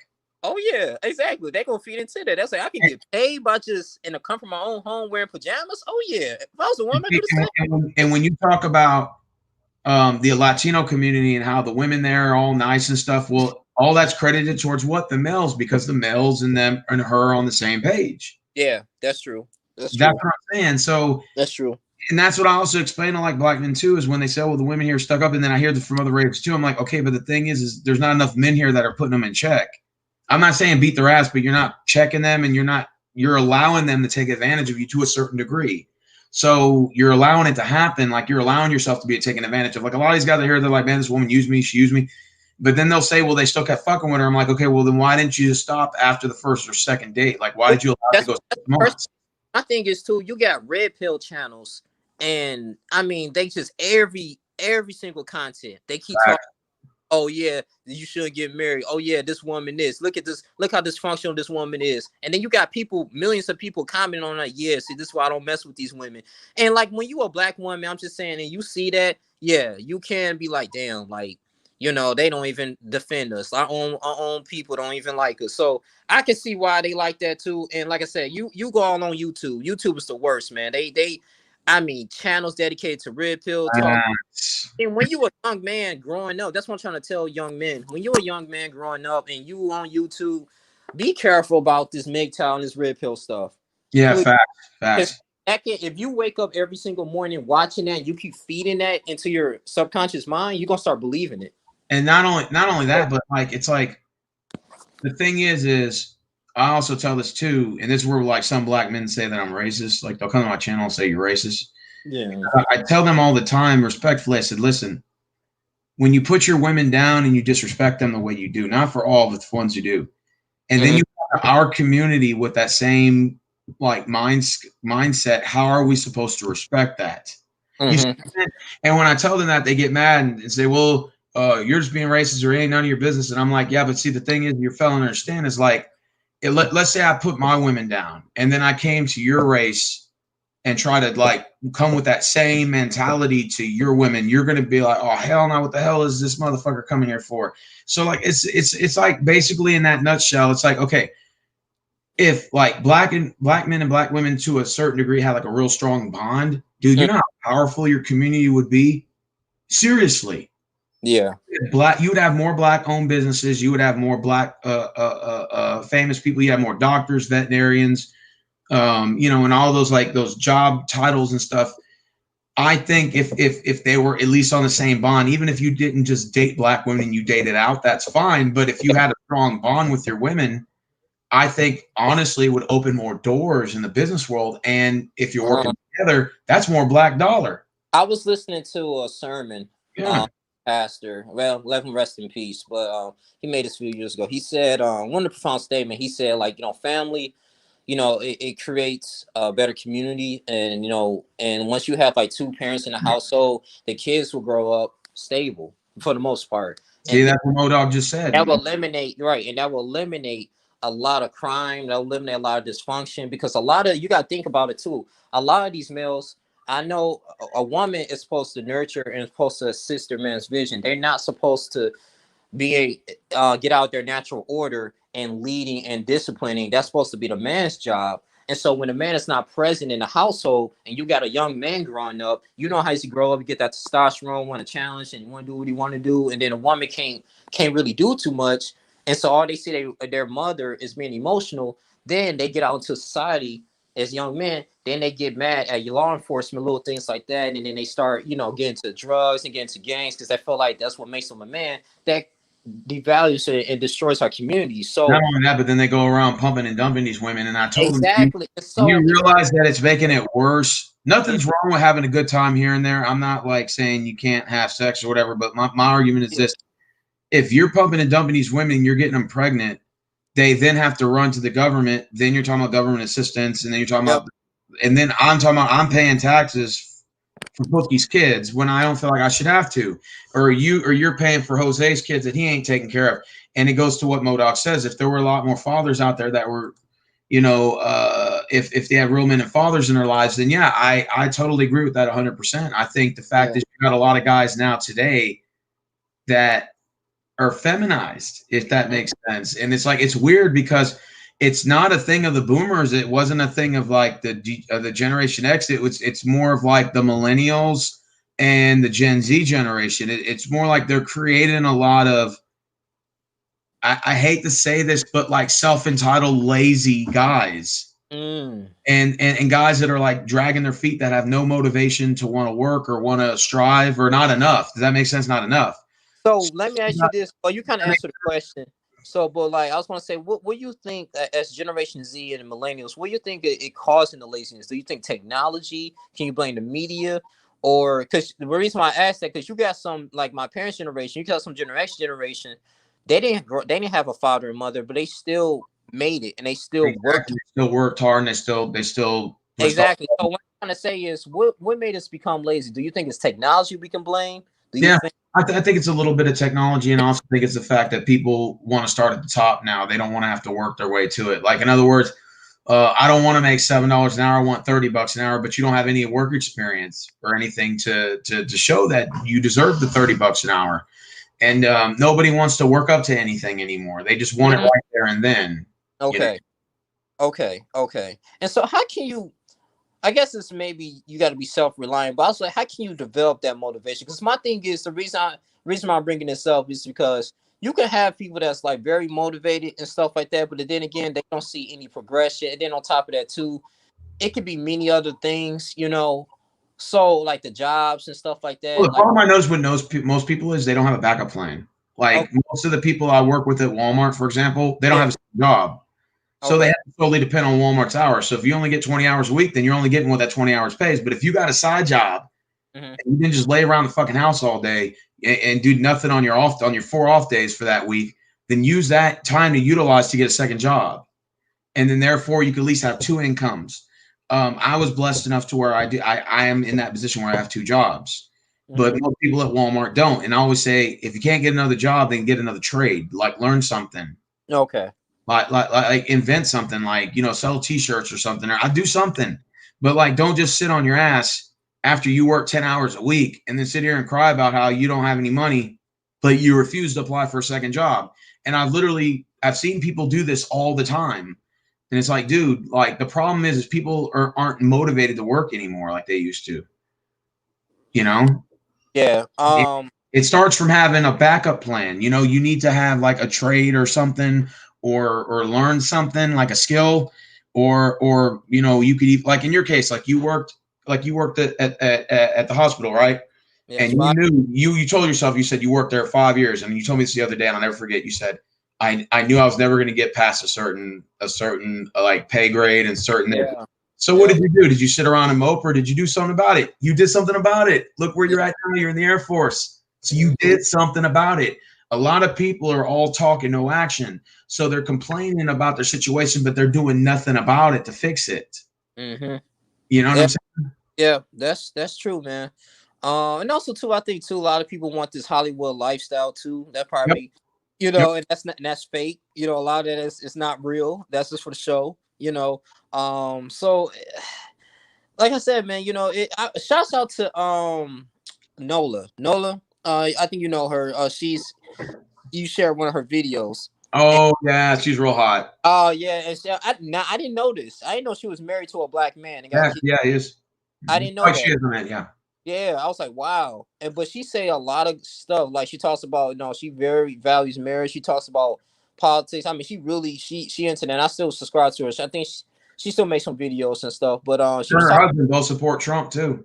Yeah, exactly, man. Yep. And, Mhm. I was just like, wow, man, because you know, from her perspective, from dating interracially and stuff like that, she's still able to, you know, continuously to have a stable marriage, which is a really good thing. Now, I know she talked about I think she made a video years ago about millennials are kind of lazy and stuff like that. But yeah, man, it all, like you say, it all goes down to it. Like, you know, understanding the situation and just try to get better, you know, always progress, you know, every You day. know, nobody shows motivation. It's like when they hired me at Walmart to work in the truck.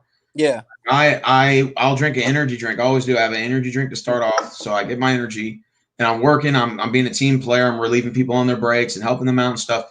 And then I've had people tell me like, man, you're one of the very few people I know that shows motivation, like that comes to work, like you come to work motivated. And I'm like, yeah, you have to, because if you're all miserable down and out, then you're going to come to your job all in a bad mood. And I think that energy rubs off on everybody else. It does. It does. Yeah. Yeah. True.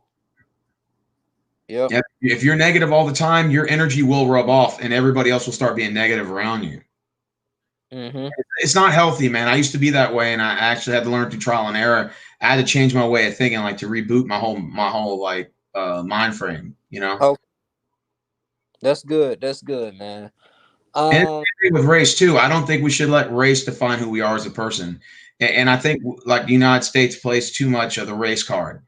And honestly, Hispanics are kind of seen as neutral. So like the way in Modal can probably agree with me on that. So I feel like Hispanics are in the middle of a war with whites and blacks, and I think Hispanics are being told they have to pick a side. Like, are you white or are you black? Are you white or are you black? I'm sure Modal hears that all the time. They say the same shit to me. Are you white? Are you black? Are you white? I'm like, dude, I'm not answering any of that crap. Here it is. You fill it out. You tell me what I am, because you seem to know more about it. And nothing is worse than having a white or black American trying to tell me who I am, who my genetic makeup is. It just pisses me off because they'll tell me who they think I am but then I tell them, well, why don't you spend all that energy and effort on yourself and your community? And then they get pissed when I say that, you know?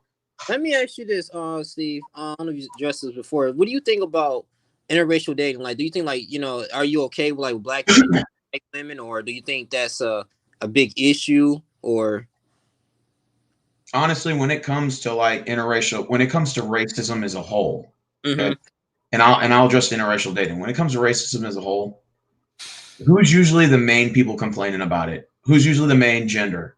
The men. Men, yeah. The women don't really argue about race as much, and when they do, like on YouTube, there's usually a guy that's behind them rallying them up, right? Yeah, you gotta talk about that. You gotta talk about that. So yeah, man, I got I'm being oppressed, and it's always the guys that are always the victims, right? It's whether it's black men, white men, Hispanic men, or whatever. It's always the men that are the ones that are the victims, and the women are the ones that are supposed to sit there and support it or whatever, and then whatever. But anyways, when it comes to interracial dating, man, for a long time I didn't like it. I didn't like race mixing. I learned to accept it as I got older. Okay. However, my issue was never about black men dating my women, because it happens all the time. I get black men on my channel telling me you're just mad because I'm dicking down your women. I'm like, no, that's not it. It's not the fact that you're dicking them down. It's your attitude is what's pissing me off. It's not that. It's your attitude and the way you're carrying yourself is what's making me mad. Mm-hmm. Now, the thing is this. The problem is and unfortunately, it's always the Tyrones and the Pookies and Ray Rays. Their mouths speak the loudest, and unfortunately, other black men are having to defend themselves because of them, right? Yeah. And it goes the same thing in the Hispanic community to a certain degree with the men, right? So whenever like it's the guys that are dating my women, it 9 times out of 10 it's always the Pookies and Ray Rays, and those are the ones that like I don't want in my community, Okay. and like I have no control over that, unfortunately. But I have to think outside the box and say, okay, well, how is this problem occurring? Well, a lot of it has to do with the fact that these women are also dating these guys, so then it's also their fault as well, right?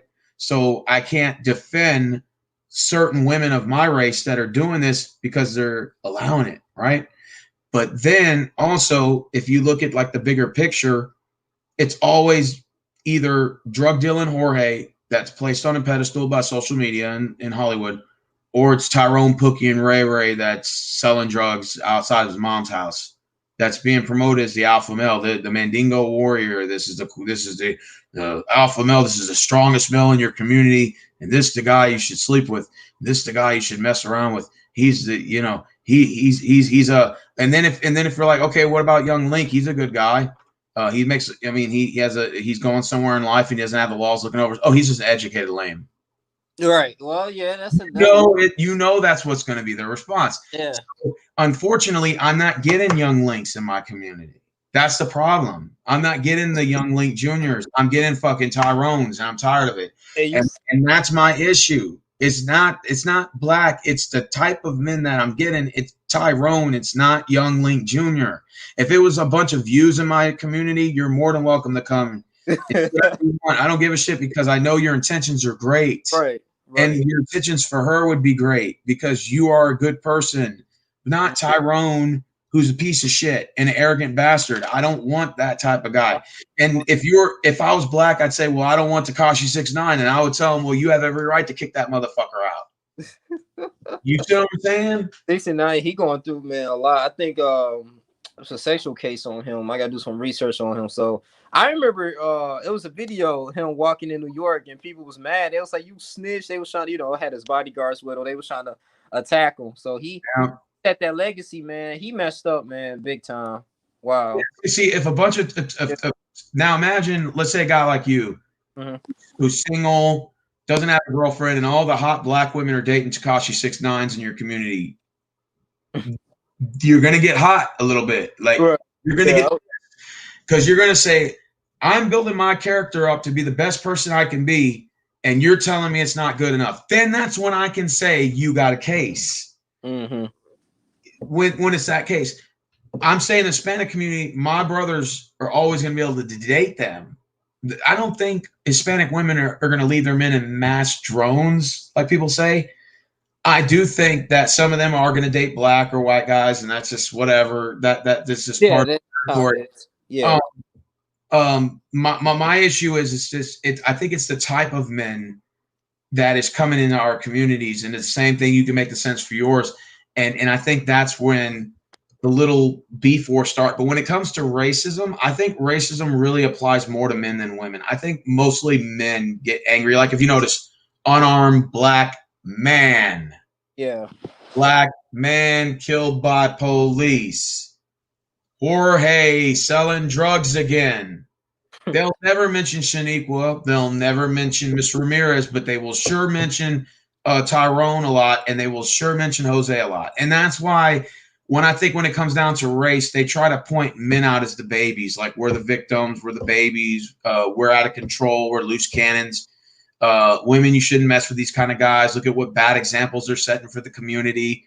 And I feel like to a certain degree, Hispanics and even whites now too, because whites have to defend themselves against the bad guys in their community, like the Nazis and stuff. We have to come out and almost defend ourselves because these guys are making fools out of us. Does that make sense? Yeah, it does. And I think when it comes to racism, I think, and this is another thing I'm gonna say before, and I'm gonna end my talk on it. I'll let you weigh in. On racism, I think it's been played so much, it's been watered down. I think now it's gotten to the point to where if we have a disagreement, at the end of the night, we're calling each other racist at the end of the night. Well, now, and it could be something stupid. It could be like, I think Kobe's better than Jordan. No, I think Kobe's better than Yao Ming, and I'll say no, Yao Ming's better. Oh, well, you're just saying that because you look similar to his color. See, and that's where it starts going into this unchanted territory.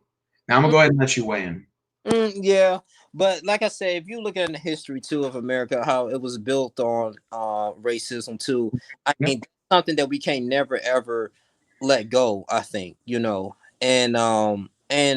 and the thing is, I will agree is we can't utilize that as like individually, black people can't get ahead. Like you can get ahead, I mean, yes, don't get me wrong. Like back then, yes, it was bad, but it all comes down to personal choice, at the end of the day. And I had a discussion with my father about this type of stuff, about like if I think you heard of like, oh, the slave mentality, stuff like this, the reason why I can't get ahead, a white man got his foot on my neck.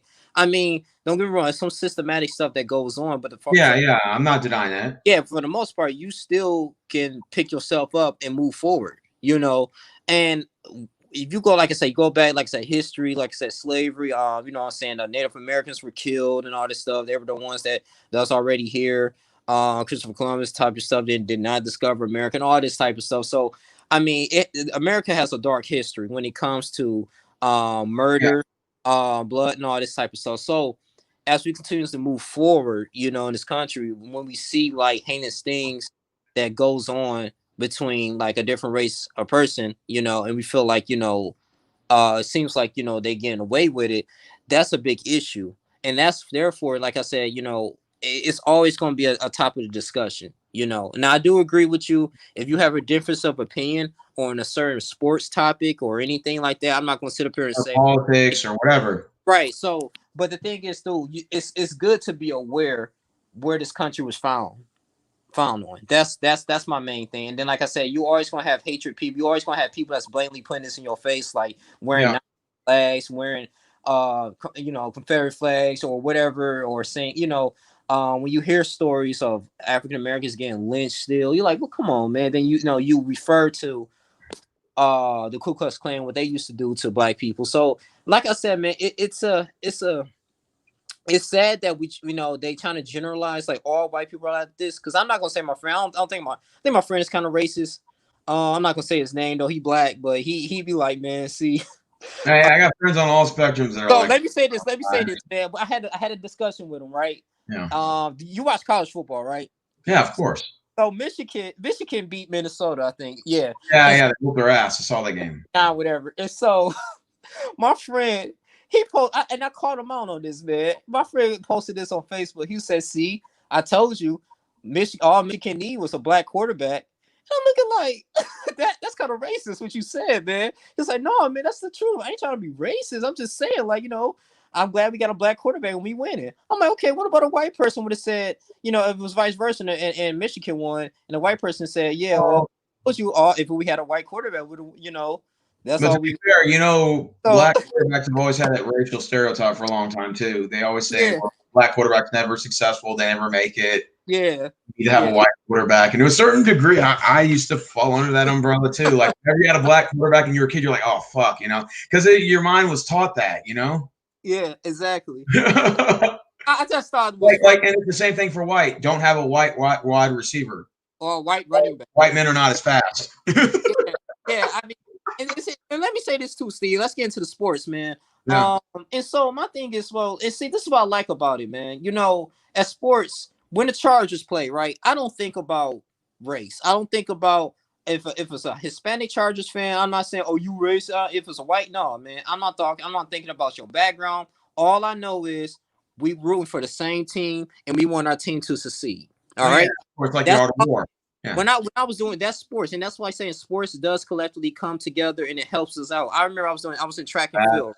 I was in track and field and I did cross country in middle school and high school, right? And I'm not worried about, one of my teammates were white. I wasn't worried about, dang, man, are you, what I'm saying, are you down for the black community? Are you racist? I'm thinking like, nah, bro, we trying to win this motherfucking game. We're gonna win this race, and let's get to it. You know what I'm saying? So that's all it is, because we had a one common goal was to win and to succeed. Well, you know what's good about the military, and this is what my grandfather told me. My grandfather was, when he entered the military, he was racist. Mm-hmm. Guy. And this was back in like the 50s when he entered in. He entered in as the as the in the United States Army for the Korean War. This is Okay. back then when you were drafted, when you didn't have a choice, right? Mm-hmm. And he told me that there were racist white guys, there were racist black guys, there were racist Hispanic guys, right? Like all in the military, right? Mm-hmm. And he told me like after boot camp, for like 99.9% of them, it usually goes away because in the military they train they usually like they work they you know all the PT and everything they flush all that shit out of your mind and then they Yes. kind of reboot your memory. Yeah. And my cousin was the same way. Racist as hell. Racist motherfucker. Didn't like blacks at all. Every word, other word was N word this, N word that. I don't fuck with him. I don't want him next to me, blah, blah, blah, right? And as soon as he got to the military and got sent out to Afghanistan, the guy at his right shoulder was black. The other guy was another race. And when they start training you in PT and basic training and all that, they flush all that racism shit out of you. Yeah. That's, if you look at like most people today, most of us are racist. Most people, as a whole, because like we've all discriminated against each other, whether you're white, black, Hispanic, religious preference, sexual orientation, your political affiliation, whatever the case is. Like we've all discriminated against each other. And if you watch the movie Crash by Ludacris, it teaches you all that. So so he said at the end of the day, the racist cop that was fucking with Terrence Howard, at the end, he saved that one black woman out of a car. And everyone said, well, damn, he was racist, but he saved her out of a car. And the whole point that Ludacris was pointing out was he was saying racism is in all of us. Like we all have that ability. And until we all start getting along with each other, then it's never going to change. Like that's basically the point to his video was. That's deep. Go watch the movie Crash. It's with Ludacris and Terrence Howard. Go watch it. You'll see what I'm talking about. Okay. Yeah, it gives you a new perspective on things, man. It really, to tell you the truth, when it comes to racism and stuff, and it comes to like, you know, you're always gonna have different people and different opinions. I always think that everybody has a little bit of racism in them, and I just think I think honestly, we need to start basing each other off of how we are as individuals. Well, yeah, and I totally agree. I was gonna say is you know, and my thing is too, like, you know, I don't know what's your opinions about like I know the NBA, they were like kneeling down for the flag, and also too they doing this too with the NFL. Like, do you think like that's creating division? Do you get annoyed by it, or are you like, damn, like? I think that they have every right to protest peacefully. Okay. I agree with how they're doing it, but I agree if it's peaceful, that's fine. I think that if you do it too much, it becomes watered down. Okay. And this is my main issue about LeBron and them. If you have a problem with some of the racial inequality, I'm okay with that, right? I'm fine with you having a problem with that because maybe there's some truth behind it. But my issue is, why aren't you using your platform, and all these other NBA and NFL players are not using their platform to go talk to these politicians that we as normal people have no access to? Why can't you do that and demand like that you have discussions with them and sit downs? Otherwise, you're not partaking in any more games or whatever. Then I could say, okay, we can see where this ball is rolling. But when you're kneeling, then you get up, dribble the basketball, you say something, you kneel, you dribble the basketball. My question is, what is that getting done? Okay, then what happens next? Well, now it was something very powerful. If you remember the Milwaukee Bucks, they started at, you know, they canceled the game. I think they canceled like game 5 or something. Yeah, and I was looking like, if they would have kept that going, can you imagine we had no NBA finals? If they would have kept that going, it would have been something that would have been powerful. It would have been a start to something. Like I said, they after 2 days they resumed basketball again. So my question is, what did it accomplish? I was like, you know how powerful that would have been? Bro, you called them out. I saw your video on that too. Yeah, I'm like, you know how powerful that would have been, man, if they would have kept this going to this day. I remember when you were saying, you're like, man, you guys folded and stuff. You're like, man, and I remember on the video you said, okay, you canceled, and then what happened? Nothing happened. You guys should have did something with this. Yes, that was because, bro, like no NBA final, man, that would have been history. And y'all would have had an agenda like, work with Colin Kaepernick or something, man, and like, hey, we need black people.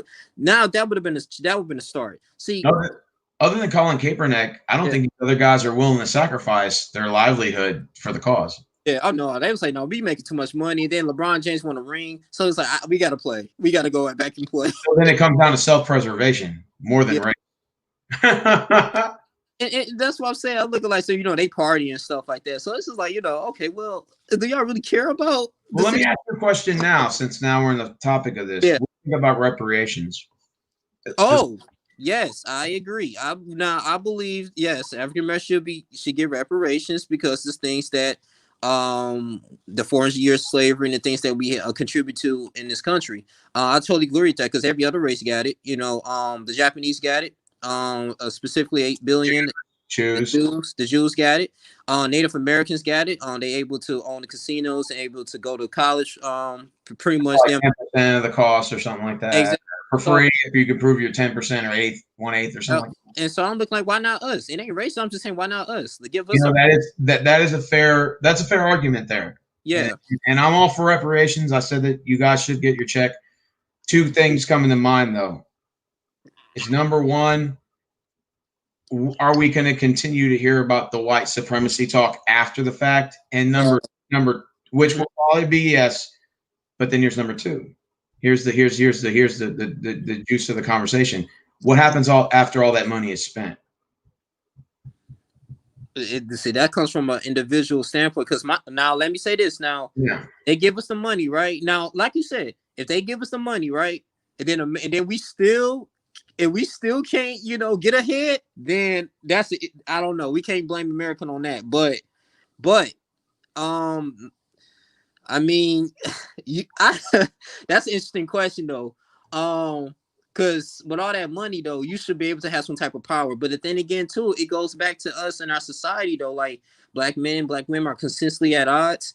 Like I said, you got even like I said, you even got, I want to say black nerds, but black people that's not all into that gang life, they're at odds with those type of people in the community. And so have you noticed, like, I know specifically in the black community, right? It's when the smart people that's black and they want to get away from that crime, they have motivation to do so well so they can move out of their community and live in a nicer area that's predominantly white.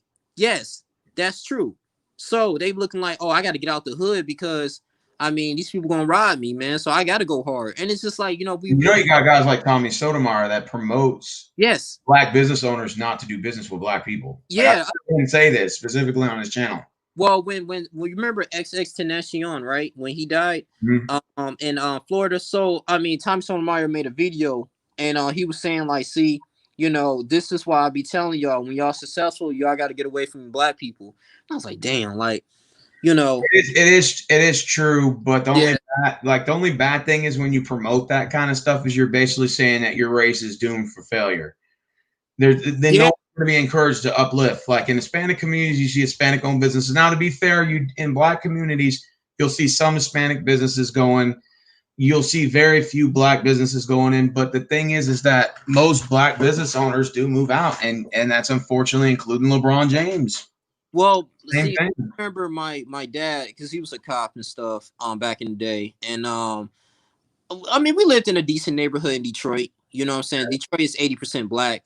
It was okay. We lived in these, but the thing again too, somebody was, stole my dad's radio from his car. It was just stuff going on. And plus the public school system was bad. So, and it was just a bad area. So my dad was like, you know what, he got like a little bonus and stuff like that from his job. He ended up moving us to the white neighborhoods so we can have a better education and so we can get away from that crime stuff. So and it's sad that it has to go to that. You know what I'm saying? How come we can't move into a nicer black area?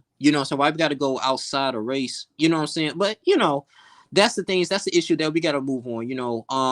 And I understand that also comes from a community issue too, because like, for example, to be fair, there's some Hispanic areas that could be just as bad. Yeah. But the issue is, I think that puts Hispanics ahead of the black communities. I think that we have a little bit more unity when it comes to self-lifting. Mm-hmm. And I think when it comes to the black community, and I said this on record, and I'll say this till the day I die, unless it changes, I think the black community is the most divided community amongst any race I've ever seen. Is that fair to say? Yeah, as far as divided, as far as like yeah, like we have so much talent, right? But the thing Yeah. is, we move and we take our talents elsewhere than other races, than our own people. I get what you're saying. And the thing, Because the thing is like yeah, I feel like, especially when it comes to like black yeah. entertainers and athletes and stuff, I feel like most of their money is going towards other races and Oh, yeah, investing. most That makes definitely. sense? That they're Yeah. not investing in their own communities. They leave it as is. And the thing is too, like you know, you look at I listen to Mhm. some of these athletes and stuff in their interviews. They were saying, yeah, you know, my motivation was to get out the hood. Like I gotta take care of moms. You know what I'm saying? I Yeah. gotta get good. Like, and it's just like, damn, like it should. And I had that motivation too. Like, man, like I want to do well in life so I can get away. You know, not to get away from my people, but to get away from this dysfunction. And then if it so happened for me to live in a nicer area where white people is, it's like, okay. I mean, I've ever heard like a black person say they feel safe.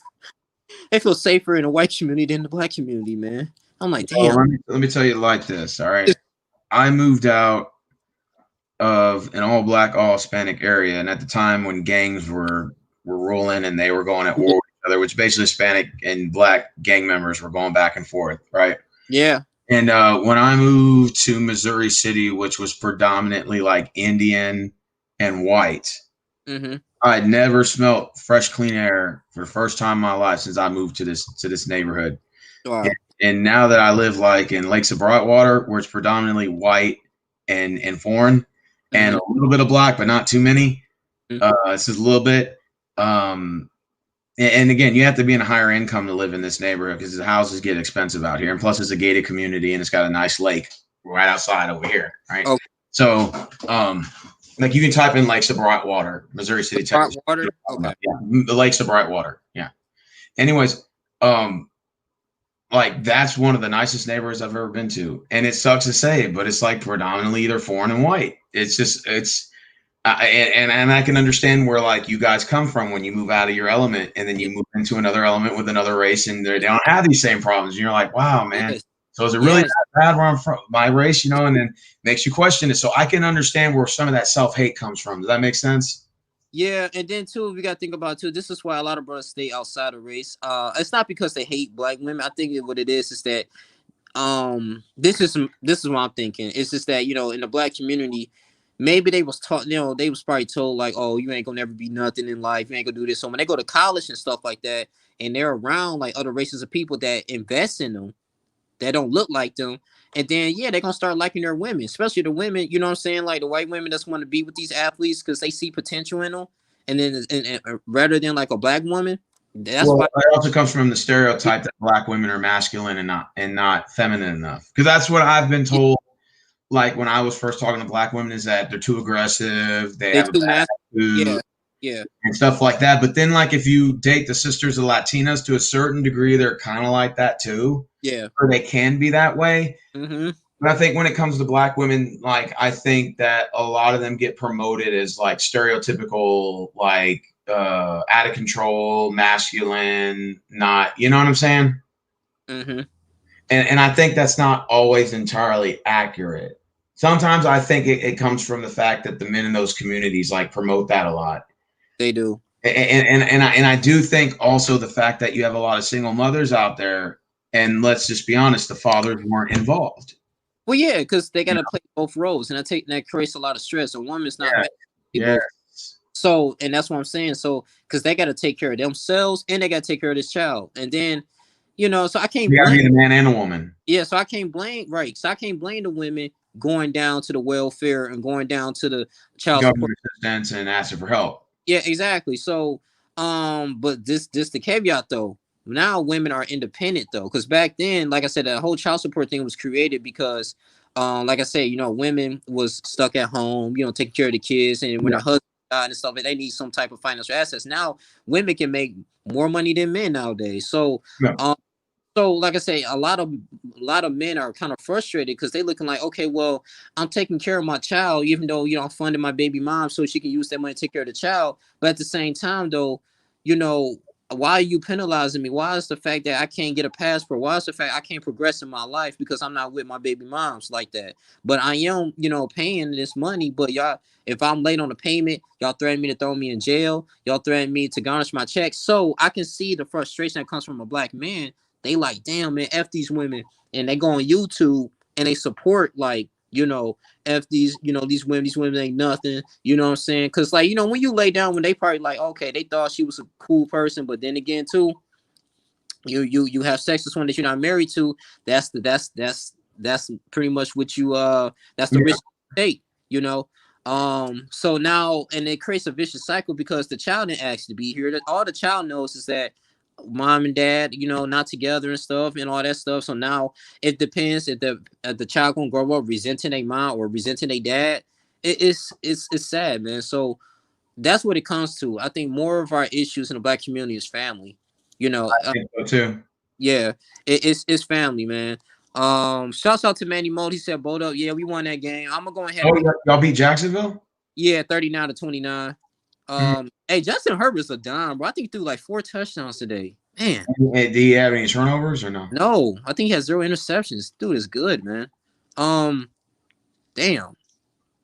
I don't know. I mean, maybe we got a quarterback. We just got to build around him. We got something here.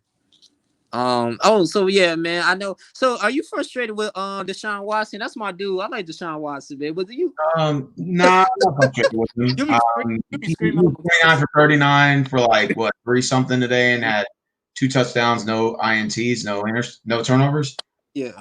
I think he was only sacked twice, so that's not too bad. Okay. I think it's the issues our secondary and our offensive line. Okay, because y'all got rid of Bill O'Brien, so yeah, man. You think JJ Watt should go to a different team, man? Or I think he get traded, yeah. Okay. I think he should request for a trade. I think it's in the best interest for both parties. Like he can go play with his brothers in Pittsburgh, and then we can clear up that salary cap so we can get some extra guys in secondary help. Okay, got you. Yeah. Okay. I think it would be best for both parties at this point. This season's over, and he's not getting any younger. He'll be 32 in the off season. Damn. And then yeah, and for his age, he probably has like maybe he has 1 more year left with us after this. If we're not building for a Super Bowl team next year, if we're not going all out in the free agency, then why should he spend his last year here? He's just wasted another year. Why don't you can go somewhere else and find success elsewhere? Other players have done it. Coaching staff members have done it. This happens all the time in sports. So, like, I think in JJ's case, it's like, hey, no harm, no foul. It didn't work out. But, hey, I appreciate everything you've done, and I hope you find success elsewhere. Yeah, he literally spent his whole career in the Houston Texans, man. You got to, like I said, nothing but respect, man. Actually, he do stuff for the community, too, man. Shouts out to him, man. Yeah. Wow. Yeah, man. I mean, Houston Texans, man. Yeah, I hope y'all, because we blow leads and we choke a lot, so we got a lot of issues. Hey, but at least with Justin Herbert, y'all got a win now under your belt. You're 2-4. Yeah.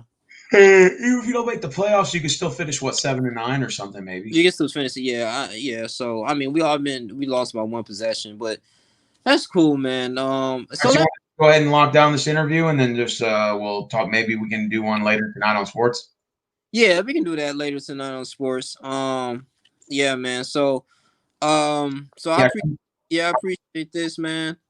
Hey, man, I'm gonna go ahead and get off, but hey, appreciate you having me on. Let's do more discussions, man. All right, brother. Thank you for coming on. All right, y'all. Y'all take care, man. Thank you for like, comment, subscribing this video, man. Share this video. It's an exclusive interview. I appreciate y'all. I'm out. Deuces.